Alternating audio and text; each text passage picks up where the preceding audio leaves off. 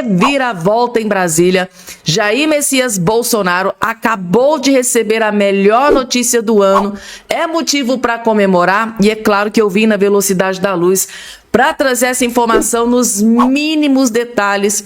E eu tenho certeza absoluta que todos vocês vão gostar e muito dessa notícia extraordinária. Como diz o meu conterrâneo cantor Leonardo, a notícia não é boa, é excelente. É a melhor notícia do ano para o Bolsonaro. Ela acabou de ser confirmada e eu vou trazer essa reviravolta que acabou de acontecer nos mínimos detalhes nesse boletim para todos vocês. Claro, vocês já conhecem como é que funciona aqui. Além dessa, tem outras várias informações. Eu vou trazer aqui a partir de agora uma pancada. Vocês não fazem ideia das informações que eu vou trazer nesse boletim. E de quebra, você que ficar até o finalzinho, tá? Eu tenho uma surpresa para todos vocês que estão do outro lado investindo. Eu tenho uma surpresa que eu tenho certeza que vocês vão gostar muito. Eu preparei uma surpresa muito especial para todos vocês, gente, tá? Estão preparados? Se tiver de pé, pega a pipoca, senta, fica bem confortável,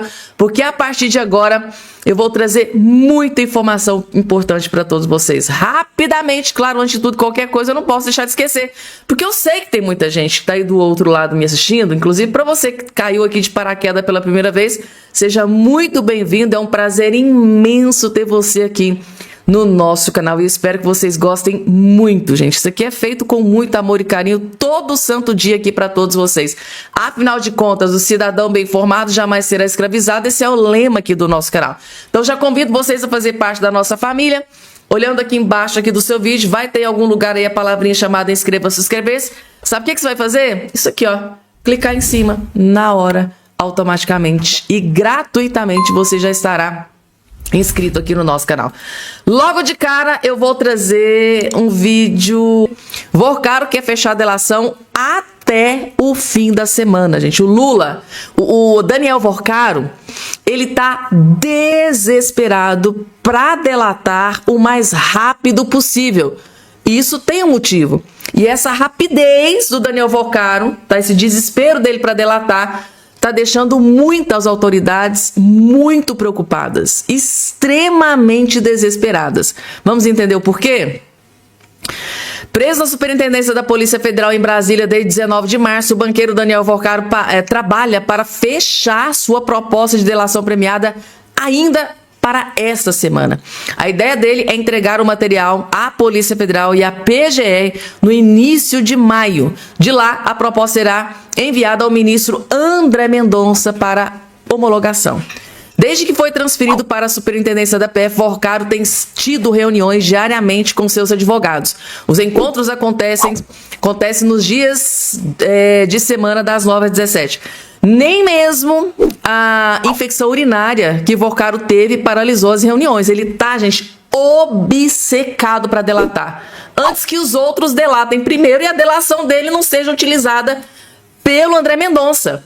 Se o Zétel, Fabiano Zétel, né, e o presidente o ex-presidente do BRB que tá preso, for lá delatar e começar a revelar, contar tudo para a Polícia Federal, para o André Mendonça, a delação do Daniel Vorcaro não vai servir para nada. Então é esse o desespero do Vorcaro. Gente, eu tenho que correr, eu tenho que delatar, eu tenho muita coisa para contar, eu tenho muita coisa para revelar, eu tenho muitas provas para mostrar, eu tenho muitas autoridades para entregar para a Polícia Federal, pro André Mendonça, e eu quero fazer isso rápido, antes que o Fabiano Zétel, antes que o ex-presidente do BRB vai lá e entrega tudo antes de mim.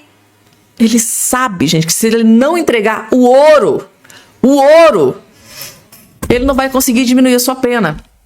Então, a matéria do Metrópolis está confirmando que o Daniel Vorcaro está enlouquecido para começar a delatar e entregar todos.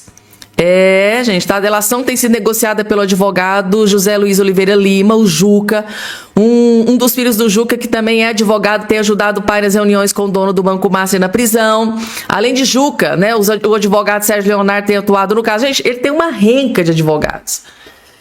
A notícia que a gente tem, gente, tá, de bastidores, é que grandes autoridades de Brasília estão se descabelando. Alguns nem têm cabelo, tá? estão desesperados, porque eles já estão sabendo que Daniel Vocaro está disposto, não vai poupar ninguém, vai entregar tudo e todos para o ministro André Mendonça e para a Polícia Federal, gente, tá? A casa tá caindo, gente, tá? Falando em casa tá caindo, a coisa também tá feia pro Lula, viu? Pré-candidatos visitam a maior feira agrícola e a ausência de Lula reforça a rejeição no setor. Gente, a ausência do Lula e a presença do Flávio Bolsonaro mostra que realmente o Lula, a casa tá caindo pro Lula. O senador e pré-candidato à presidência Flávio Bolsonaro e o governador de São Paulo, Tarcísio de Freitas, devem visitar a AgriShow em Ribeirão Preto nesta segunda-feira. A presença dos aliados na maior feira de tecnologia agrícola da América Latina reforça o alinhamento da direita com os setores mais importantes da economia brasileira. Desde o ano passado, as feiras agrícolas se tornaram destinos frequentes dos pré-candidatos ao Palácio do Planalto, entre eles os presidenciáveis Romeu Zema, Ronaldo Caiado, que também estão esperados na feira, em Ribeirão Preto, na terça e na quarta-feira, respectivamente. Na última edição do AgriShow, o governador de São Paulo ainda era considerado um dos principais nomes, para concorrer à presidência na reeleição contra o Lula. Após a entrada de Flávio no páreo, Tarcísio recuou e chegará ao evento agrícola nesta segunda-feira como pré-candidato à reeleição do governo, do estado de Minas Gerais. Então, o filho do Bolsonaro vai como presidenciável. Então tá aí, gente, tá? Na semana passada, o Flávio Bolsonaro visitou, a Norte Show em Sinop, no Mato Grosso, um dos principais estados do país no setor da agropecuária. O presidenciável do PL desfilou em uma caminhonete. Foi muito bem recebido em Sinop, gente, tá? No Mato Grosso. E claro, gente, o Lula foi descartado mais uma vez. Os ministros do Lula, resumindo para vocês, gente, tá? Esse setor da economia virou basicamente as costas para Luiz Inácio Lula da Silva. E agora, gente, eu vou trazer aqui uma notícia maravilhosa, que eu considero uma das melhores notícias do ano para Jair Messias Bolsonaro. Calma que eu vou explicar para vocês por que essa notícia é maravilhosa para o Bolsonaro. Dosimetria retorna ao Congresso e veto de Lula pode ser derrubado. O Lula, gente, está prestes a sofrer a sua maior derrota nessa gestão dentro do Congresso Nacional. Vai ser a maior derrota do Lula e eu tenho certeza absoluta que isso aqui vai acontecer. Vocês vão entender. Por que essa notícia é boa para o Bolsonaro? Eu vou explicar para vocês.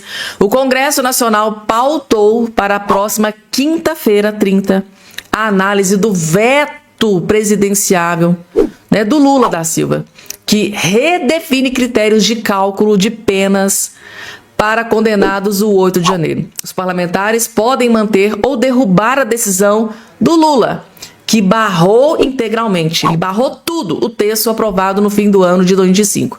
O PL estabelece parâmetros para a dosimetria e autoriza a redução das condenações para parte dos envolvidos. A proposta permite diminuir a pena em até 2/3 quando a ação ocorrer em meio à multidão, desde que o condenado não tenha exercido papel de liderança nem financiado os atos. Além disso, assegura a progressão de regime com o cumprimento mínimo de 1/6 da sanção, inclusive em casos de reincidência. Ao vetar o texto, Lula argumentou que a redução da resposta penal a crimes contra o Estado Democrático de Direito, ele deu lá os motivos dele para vetar tudo, E para derrubar o veto, o Congresso precisa reunir maioria absoluta nas duas casas. A Câmara exige 257 votos. Tem isso fácil. E precisa de 41 no Senado Federal. Se apenas uma das casas atingir esse número, o voto permanece em vigor. Ou seja, as duas casas têm que derrubar o veto do Lula. O que é que acontece? Por que essa notícia é maravilhosa para o Bolsonaro? Não só para o Bolsonaro, para o pessoal do 8 de janeiro. O pessoal do 8 de janeiro já sai imediatamente da prisão, já vai, já tem a sua liberdade na hora. Isso aqui, gente, tá com a derrubada do veto do Lula, que tem tudo para acontecer. segundo aí vários parlamentares, é colocar para votação e ela vai ser derrubada imediatamente. Já tem votos mais do que suficientes para derrubar esse veto do Lula. Então, o pessoal do 8 de janeiro, que estão presos, a maioria dos generais, vão soltos imediatamente. Aqueles que tiveram penas menores serão soltos imediatamente. E no caso do Bolsonaro e alguns aliados, a pena cai drasticamente. Eu já vi juristas aí, especialistas na área, dizendo que cai para 2 anos e meio, 3 anos. Então, assim, meu Deus do céu, gente, tá? Então, seria a melhor coisa do ano. A dosimetria, o veto do Lula ser derrubado. E para desespero do Lula, segundo alguns parlamentares, já tem votos mais do que suficiente para derrubar o veto do Lula. E tá aí o desespero, porque se esse veto do Lula for derrubado, pode ser considerado o último prego no caixão das intenções do Lula em se perpetuar no poder, em vencer a eleição. Porque ele perde força, perde poder, é desmoralizado perante o Congresso Nacional e perante ao povo brasileiro. Deu para vocês entenderem, gente, por que o motivo do desespero? Então aqui a notícia é boa em dobro, né? Para o Bolsonaro, que a sua pena cai drasticamente para cerca de 2 ou 3 anos, eu já vi vários juristas se pronunciando sobre essa questão, e o Lula, que mostra para o Brasil inteiro o quanto ele é fracassado, que realmente ele não tem o Congresso ao seu lado. Eu disse pra vocês, gente. E eu também disse pra vocês que se vocês ficassem até o finalzinho, eu tinha uma surpresa pra vocês, não tem? Eu acho que vocês vão gostar, gente. Mais um vídeo do Romeu Zema, gente. Ele fez de novo, gente, tá? Partiu pra cima dos ministros do STF. E teve um ponto aqui, gente, tá? Que ele mencionou o Alexandre de Moraes. Eu acho que Alexandre de Moraes deve ter ficado furioso com esse novo vídeo do Romeu Zema. Vocês vão saber na hora que ele vai comentar no Careca. Meu Deus, gente, o Romeu Zema é um objeto de estudo, gente. Ele realmente está decidido a desmoralizar alguns ministros do STF. Vejam só.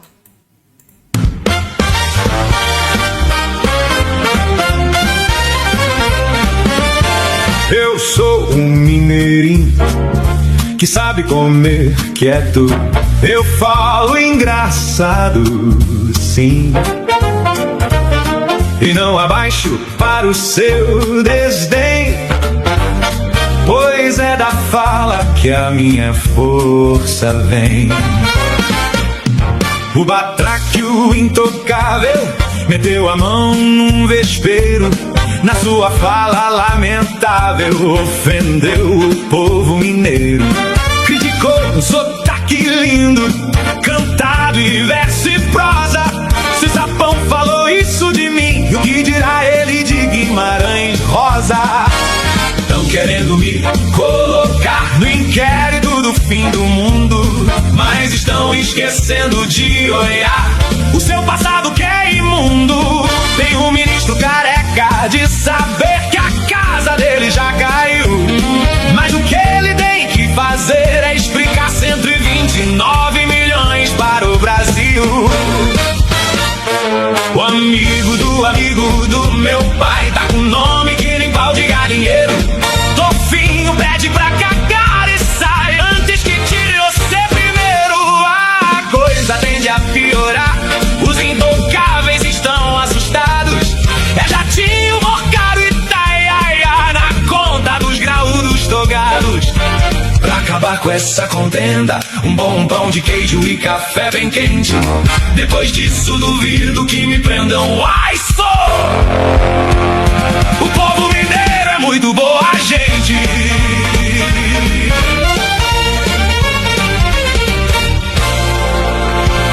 Ai, gente, não.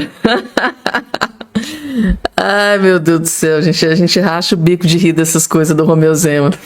Tá aí, gente, mais um vídeo hilário e cômico, explodiu aí nas redes sociais, fez ele ganhar mais um monte lá de seguidores, e merecedor, gente, tá? Tem que ter muita coragem pra expor, né? E o momento lá em que ele fala que a casa do Careca caiu, né, gente? A casa do Careca do INSS caiu. Meu Deus, eu fico imaginando os ministros. Vocês sabem que eles assistem, gente. Todos os ministros do STF devem assistir esses vídeos aqui. Dos intocáveis, né? Do Romeu Zema, gente. Aí alguns lá devem achar até engraçadinho. Outros devem estar furiosos, gente. Dos jornalistas revelando, mostrando e provando o desespero do STF com os escândalos que explodiram aí nas últimas semanas, gente, tá? Eles estão desesperados. Estão tão desesperados que tomou uma decisão que chocou não só o Brasil inteiro, né, mas os jornalistas. Os jornalistas estão estarrecidos com o desespero dos ministros do STF. E a prova do desespero é a última decisão que os ministros do STF acabou de tomar, que eu tô até agora, assim, sem acreditar. Agora sim, vocês vão ter a prova de que os ministros do STF estão desesperados com tudo que está acontecendo e o pior, o que pode vir a acontecer com alguns deles. Os jornalistas aqui revelam que os ministros do STF estão abrindo uma licitação, claro, gente, tá? Isso vai ser pago com o nosso dinheiro, que é mais peculiar, né, gente, tá? Estão abrindo uma licitação para contratar uma empresa para investigar o que anda sendo comentado sobre eles na internet, gente, tá? Uma licitação para contratar uma empresa para espionar, gente, tá? O que as pessoas estão fazendo nas plataformas, se estão criticando, se estão denunciando, se estão detonando, se estão humilhando os ministros. Eles querem saber absolutamente tudo, todas as críticas que estão feitas contra ele. Agora, por quê que os ministros do STF querem monitorar o que a gente fala, o que a gente pensa, o que a gente diz? Isso a gente é todos nós, gente, tá? Por que que o STF tá nesse desespero todo? Calma que vocês vão entender assistindo esse vídeo, vejam só. O STF quer saber o que está sendo dito a respeito dele e por quem. Exatamente, porque não se trata de monitoramento. É diferente se a gente estivesse falando aqui de um monitoramento dessas redes de quem pratica crimes e faz dinheiro em cima disso, que é a discussão das Big Techs, de como elas ganham dinheiro em cima de gente que comete crime digitalmente, não é rastreado, não é pego e continua fazendo isso sem ser punido. Uma coisa é isso. Não é do que se trata. Aqui a gente está falando de monitoramento de quem fala mal do Supremo? Fala mal de ministros? É essa a ideia? Não ficou claro? Aparentemente sim, né? A gente já teve várias discussões a respeito desse assunto. Serei muito breve, tá? A gente engoliu algumas atitudes bastante autoritárias do STF, porque entendia-se que naquela época era a única maneira de você frear pessoas que estavam tentando acabar com o Estado de Direito no Brasil. Mas vários exageros foram cometidos. Vários. Gente que foi tirada do ar, que não precisava ser tirada do ar. Só para lembrar o caso aqui, Monark, né? Um louquinho que falava lá as louquices dele, né? As asneiras dele, mas que não precisava virar alvo do STF, não precisava ter sido censurado, e foi o que ele foi, censurado nas redes sociais. Então a gente apontou aqui a existência de alguns limites sendo cruzados, mas trazia junto ali o entendimento, sim, controverso, polêmico, eu sei, de que não dá para jogar um jogo em que só você cumpre as regras e tem alguém ali que não precisa. Agora, quando esses caras começam a fazer isso para proteger os próprios traseiros, porque não querem dar explicações a respeito de notícias muito incômodas a respeito das próprias excelências, aí não. Uhum. Aí é o STF jogando o jogo, aliás, nem jogando o jogo, dando total razão àqueles que os acusam de tentar implantar no Brasil uma ditadura do judiciário. Não, isso não existe, isso é um delírio. Mas, sem dúvida alguma, isso aqui é munição para quem acusa esses caras disso. Aliás, eles parecem estar dispostos, ao invés de simplesmente esclarecer aqueles fatos bastante incômodos, a fazer campanha para Romeu Zema, né? Porque Romeu Zema passa a ter razão quando acusa esses caras de autoritários, quando vai lá e levanta essa possibilidade, essa história de ditadura do judiciário. Nessa hora, uma empresa para monitorar redes sociais? Aqui a gente está falando do comportamento questionável, né, e não explicado por parte dos indivíduos que compõem o Supremo Tribunal Federal, cujas explicações ainda estão por serem dadas. Em vez de darem essa explicação, esses senhores parecem se proteger, se fechar cada vez mais em copas, e ao se fechar, eles vão criando cada vez mais aquele ambiente que eles foram acusados de criarem durante a época da tentativa de golpe. Né? Um ambiente em que o Supremo torna-se inquestionável. E ai de você se resolver questionar. Ai de você se resolver questionar. Ora, gente. Então quer dizer que o STF vai utilizar o nosso dinheiro, né, dinheiro dos nossos impostos, para vigiar nós mesmos, o povo brasileiro. Como assim, gente, tá? Gente, é isso que está acontecendo. O STF está abrindo uma licitação para contratar uma empresa para espionar, para vigiar o que anda sendo dito aí nas redes sociais. Segundo aqui, o jornalista abre precedentes para a gente interpretar que pode ser uma espionagem, vigiar o que as pessoas andam falando, né? O que as pessoas andam opinando. Será que em algum momento, e quando eles abrirem um vídeo e ver alguém criticando atitudes, decisões, né, deles mesmos, será que eles vão aceitar ou será que vai ter algum tipo de retaliação? Gente, é um precedente muito perigoso, tá? Normalmente a gente vê esse tipo de coisas, atitudes, né? Esse tipo de licitação para contratar uma empresa para vigiar as redes sociais. Normalmente isso acontece em países que reina a ditadura, Venezuela, lá na China, Xi Jinping, na Rússia, são esses países que normalmente eles vigiam as redes sociais, controlam as redes sociais porque não gostam de ser criticados e normalmente tem retaliação e... Gente, é muito perigoso para esse lado, para esse rumo onde a coisa está indo. É extremamente perigoso, porque as pessoas vão ficar com medo de dar a sua opinião. As pessoas vão ficar com medo de criticar, de expor o seu pensamento, né? Tipo, olha, o ministro XY tomou essa decisão, cara, eu não achei legal, né? Eu vejo vários juristas apontando dentro da lei que um ministro errou ao tomar uma tal decisão X. E aí, gente, vai acontecer alguma coisa com esse jurista, com as pessoas que criticam, que não estão de acordo com algumas decisões? Por exemplo, eu vejo muita gente reclamando que ministros ficam dando muitas entrevistas, né? Muita gente. E aí, essas pessoas que criticam, ministro que dá muitas entrevistas, o que é que vai acontecer com essa pessoa? Vai ter algum tipo de punição, algum tipo de retaliação, algum tipo de vingança por parte de algum ministro do STF? Então, assim, gente, é um precedente muito perigoso. Muito perigoso. É decisão que a gente vê em país. É Venezuela, é China, é Rússia, Coreia. É isso. E agora, aqui no Brasil. É ou não é um precedente perigoso, gente, tá? Coloca aqui embaixo a opinião aí de todos vocês. Vamos lá. E agora, o deputado federal Marcos Polon soltou uma bomba pra cima do Lula, gente, tá?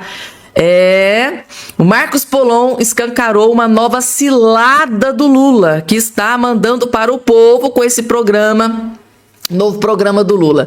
E ele disse o seguinte: o PT, quando não está mentindo, está roubando. Só que nesse caso desse novo programa do Lula, o Desenrola 2, o Lula está fazendo os dois, está roubando e está mentindo. Que cacetada, gente, do Polon no Lula da Silva, vejam só. Gente, o PT, a esquerda, de modo geral, quando não está mentindo, está roubando. E nesse caso aqui, está conseguindo se superar, está fazendo os dois ao mesmo tempo. Está mentindo e está roubando. O primeiro problema aí, esse dinheiro, ao que parece, vai vir do FGTS. O FGTS é um dinheiro que o governo, ele toma de você, tá? É um dinheiro que era para ser teu, da força de trabalho sua. Ele te rouba ali. E ele bota num lugar que ele vai render menos que a inflação. Só do dinheiro ficar ali, cada dia que passa, você está perdendo esse dinheiro. E aí, olha que legal. Você se endivida por causa da inflação, os preços aumentam, você se arrebenta tudo ali, porque a economia está um caos. É só impressão de dinheiro e o dinheiro vai desvalorizando. A pior forma de ataque do Estado, a capacidade de compra da pessoa mais humilde, é a desvalorização do dinheiro, que a gente conhece por inflação. A subida de preço não é inflação, é o sintoma que revela a desvalorização do dinheiro. E eles botam seu dinheiro ali, que é roubar de você, derretendo. E agora, olha que legal, um fundo perdido, uma moeda podre, um troço que os bancos não iam receber mais de jeito nenhum. o papai Lully vai ajudar você. Ele vai pegar o dinheiro que ele roubou de você e vai emprestar para você com juros altos para pagar o banco. Não seria muito mais inteligente liberar 100% do FGTS para você fazer esse pagamento? Seria. Por que ele não vai fazer isso? Porque ele precisa agradar o banco para ter financiamento de campanha, para ter os compadres dele, naquele capitalismo de compadril, fazendo as coisas. Então ele está mentindo para você, além de estar roubando você ao mesmo tempo. Mais grave ainda, como o slogan é bonito, como é ano de campanha, na cabeça das pessoas, eles vão lembrar daquela proposta. Lembra do Ciro Gomes? Parece música de cabaré. Eu vou tirar o seu nome do SPC, porque é isso que é a nova picanha. O Lula tá doido para achar picanha em 2026. Isso aqui é uma tentativa de achar picanha em 2026 que ele não entregou até agora. E o que vai acontecer? Vai afundar o FGTS, vai roubar ainda mais a população, vai endividar ainda mais a população e atender os seus interesses, que é agradar banqueiro. Infelizmente, a população carece de entender esse tipo de coisa. Adorei, é a nova picanha, viu, Brenda?